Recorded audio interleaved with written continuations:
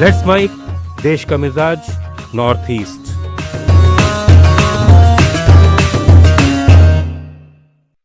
Let's mic देश का मिजाज और खबरें उत्तर पूर्व भारत से। असम सरकार ने एक बार फिर बेदखली अभियान छेड़ दिया है। इस बार गोलाघाट जिले के उरियाम घाट इलाके में 11,000 बीघा जंगल की जमीन से अतिक्रमण हटाया जा रहा है। ये जमीन रेंगमा रिजर्व फॉरेस्ट की है, जो नागालैंड की सीमा से सटी हुई है। प्रशासन का कहना है कि पर्यावरण सुरक्षा और वन क्षेत्र संरक्षित रखने के लिए ये कार्रवाई जरूरी है। असम के काजीरंगा टाइगर रिजर्व ने बाघों के घनत्व के मामले में देश भर में तीसरा स्थान हासिल किया है।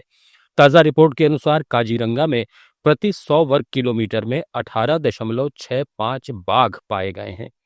ये रिजर्व, जो अब तक एक सींग वाले गैंडों के लिए मशहूर था, अब बाघों की बढ़ती संख्या के कारण भी चर्चा में है। इस सूची में पहले स्थान पर कर्नाटक का बांदीपुर टाइगर रिजर्व और दूसरे पर उत्तराखंड का कॉर्बेट नेशनल पार्क है।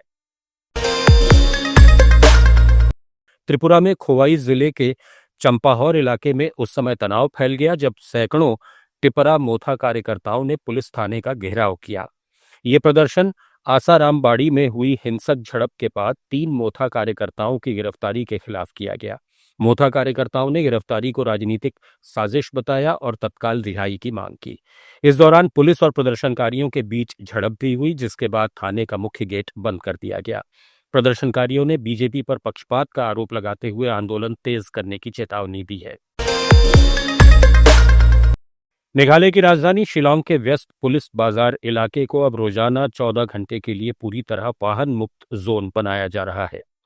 सरकार ने सुबह 7 से रात 9 बजे तक इस इलाके में गाड़ियों की आवाजाही पर रोक लगाने का फैसला किया है, ताकि ट्रैफिक कम हो और हवा की गुणवत्ता बेहतर हो सके।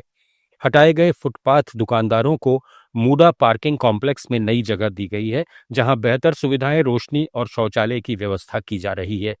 उन्हें सरकार की ओर से 10-10 हजार रुपए की मदद और 5 महीनों तक हर महीने 2-2 हजार रुपए दिए जाएंगे।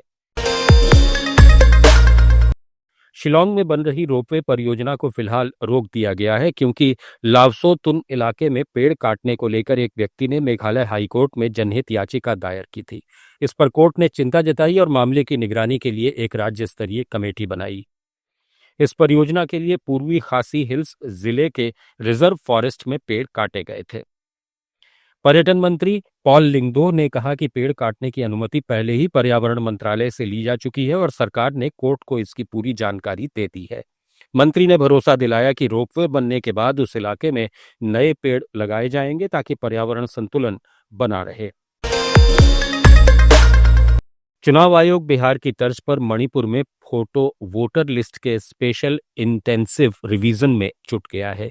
इसके तहत बूथ लेवल अधिकारियों को प्रशिक्षण दिया जा रहा है और राजनीतिक दलों के साथ बैठकें की जा रही हैं। राज्य के संयुक्त मुख्य निर्वाचन अधिकारी ने इम्फाल में बताया कि यह प्रक्रिया चुनाव आयोग के निर्देश पर शुरू की गई है। मणिपुर में सुरक्षा बलों ने अलग अलग इलाकों में 5 लोगों को गिरफ्तार किया। इनमें कुछ लोग उग्रवादी संगठनों और आपराधिक गिरोहों से जुड़े बताए जा रहे हैं। एक व्यक्ति के पास से पिस्तौल और गोलियां मिली, जबकि 2 और लोग प्रतिबंधित उग्रवादी संगठन केसीपी के गुर्गे हैं। एक आरोपी हाल में हुई फायरिंग के मामले में शामिल था। पुलिस ने इनके पास से हथियार, मोबाइल फोन, आधार कार्ड और नकदी बरामद की है। असम में चल रहे अवैध अतिक्रमण हटाने के अभियान के बाद अरुणाचल प्रदेश में सतर्कता बढ़ा दी गई है। आशंका है कि असम से निकाले गए लोग अरुणाचल की सीमा में प्रवेश कर सकते हैं। इसको लेकर नेशनल पीपुल्स पार्टी की अरुणाचल इकाई ने राज्य सरकार से तुरंत कड़े कदम उठाने की मांग की है।